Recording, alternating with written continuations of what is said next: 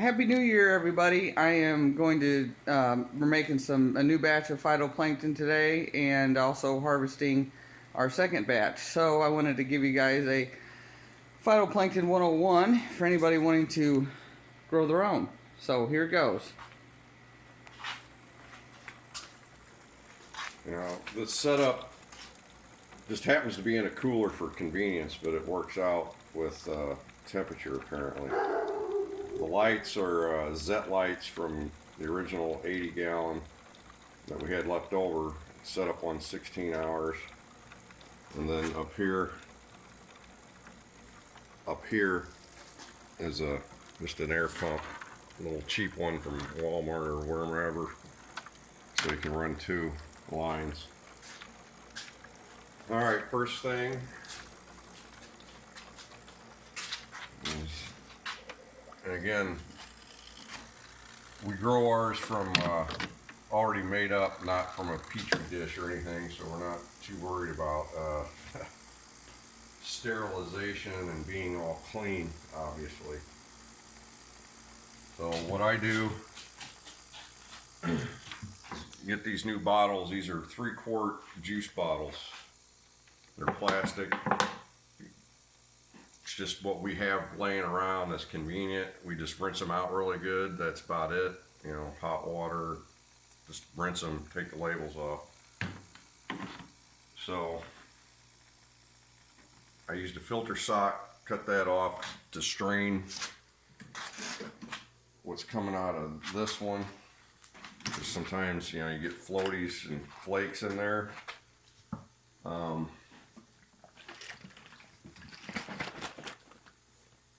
You know, it collects on the bottom and on the sides. So I do that a little bit, and then that's a 150-watt light bulb. And see if you can see what that looks like. And actually, this looks a little light. Doesn't look very dense, so I don't know what's going on with this lately.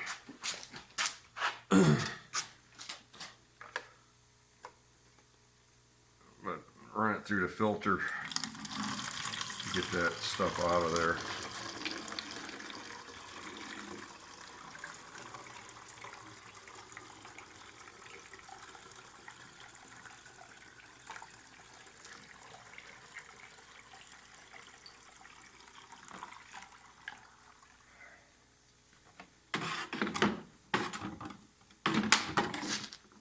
Since it's kind of heavy, I'm going to do it twice.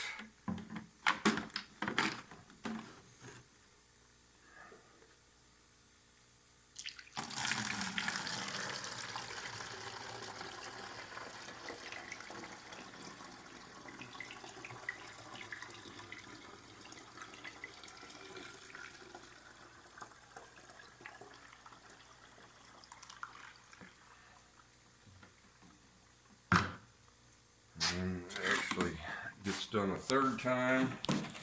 I put it in these bottles we use to store it and use it.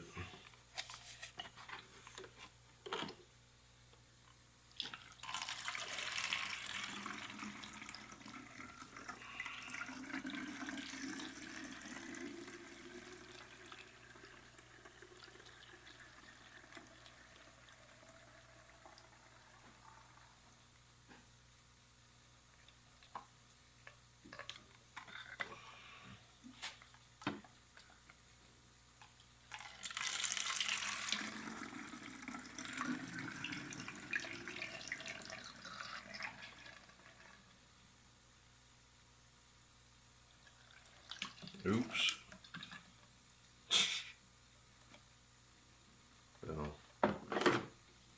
Alright, so then we got about 2 quarts left or so. And then we're gonna add the F2 fertilizer. Make sure it's F2. You probably don't want to use Miracle Grow or anything like that. This happens to be a 1 milliliter dropper from a medicine, and it just happens to thread onto this bottle, so that was convenient. Now, this is 3 quarts total. I use 2.5 milliliters. Seems to work for us in this situation.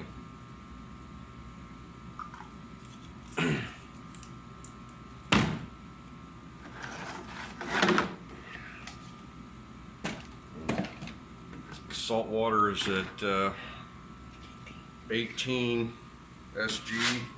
1.018. Yeah, everybody understands, hopefully. Just fill it most of the way up.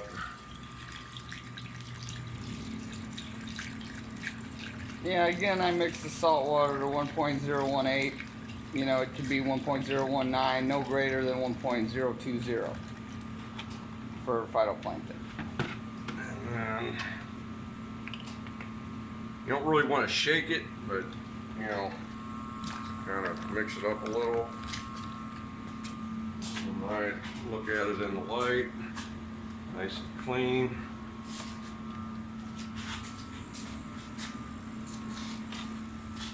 Put it back in here. Should probably clean this better, but I'm lazy. Sorry.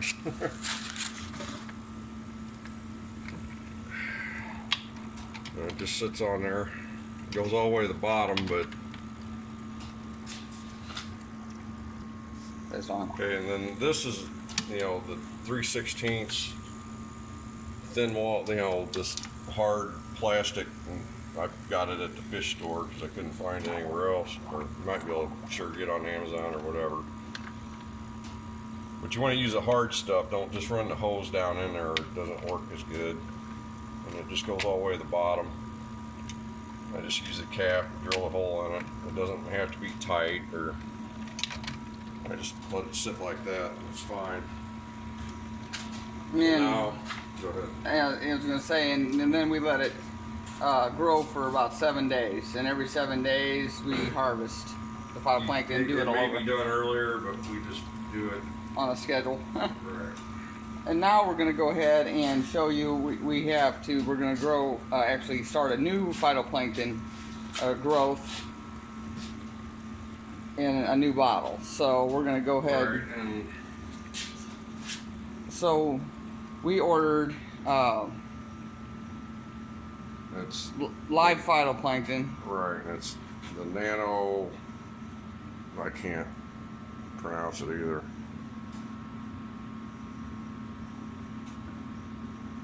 Nano chloropus. Yeah, it's Blind probably shit. mispronounced, but nanochloropus. The important part is that you make sure and get the nano. I call it nano for short. Phytoplankton, which is one strain only. If you try to get like phytoplankton at, say, a local fish store, it's going to have multiple strains, and that won't grow for you. So you want to make sure the nano is the best to get to grow. For you want to get phytoplankton with one strain only, the nano, and that's what you want to use. So here we go. We're going to make now. our culture. And normally you would do just 1-to-1, however much of the phyto to 1 water. We happen to have 2 of these, so we're just going to do 2-to-1. You don't want to over dilute with water. So Nice. we're going to be doing 2 phyto to 1 water, because this is only a 3-quart jug.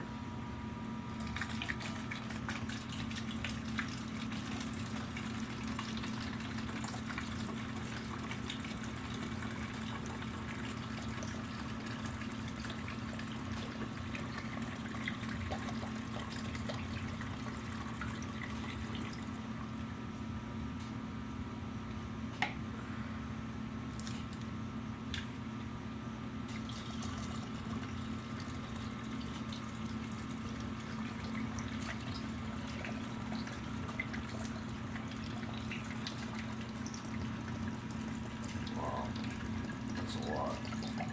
Mm-hmm.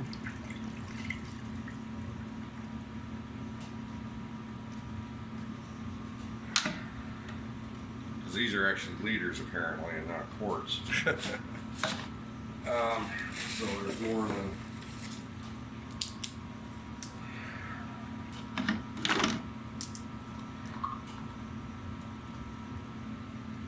and this one, I'll still use 2.5, but that may be a little much since this is a rich mix already.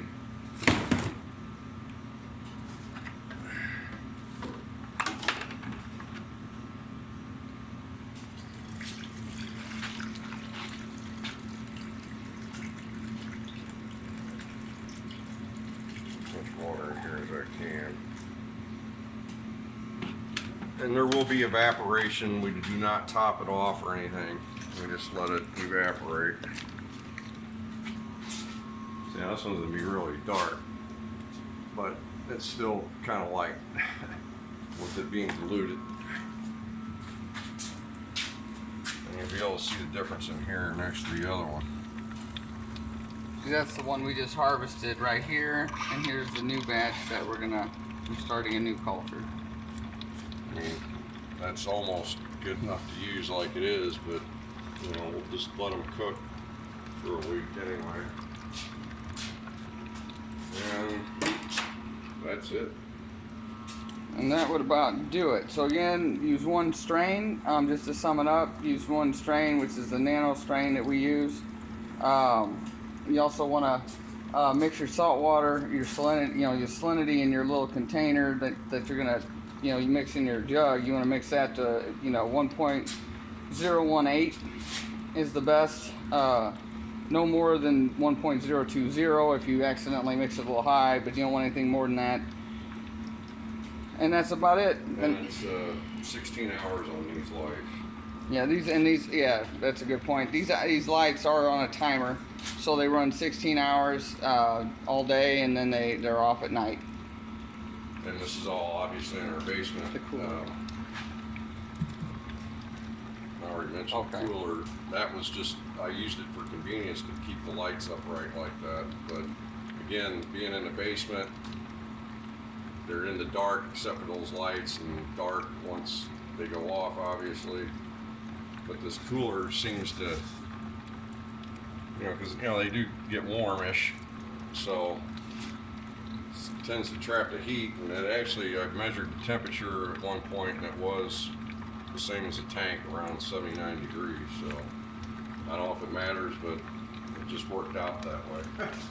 And if you have, if you do notice, if your specimen, your phytoplankton crashes, it will turn almost a clearish yellow look, and then you can try to save it. And I've saved it before. We've saved it before. You could try to save it by adding a little bit more fertilizer to it. No, well, a lot more. Or a lot more, yeah. 8 milliliters. Add a bunch more fertilizer to it and let it sit for another week and see if it brings it out of it. If it's really crashed, it won't come out of it. It'll just stay yellow. So then you just have to start over. And I wanted to show you guys this, because a lot of people do ask me, especially after my, flower pot, Gynepora and Alvopora video.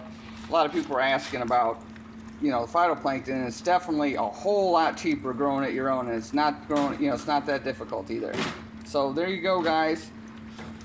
Thanks for watching. If you like my video, like it or subscribe or pass it on to other people that might be interested. Thanks again, guys. Happy New Year.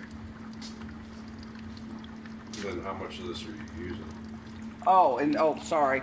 And like I was saying in the video, right now, since I had to start a new culture, I'm only using about half of one of these jugs, one of these bottles every other day. So that's like 8 ounces. Right, but once I get the other one back up, my normal routine is one full 16 ounces. Yeah, one full bottle per day, or every other day, excuse me, that I dump straight in the tank. And again, it feeds not only your flower pot corals, it feeds your reef, your live rock. Other corals eat it. It's just a natural, phytoplankton is just naturally found in the ocean, so very important. So if anybody has any questions or anything, let me know. And again, like my video, share it with other people, subscribe to my channel.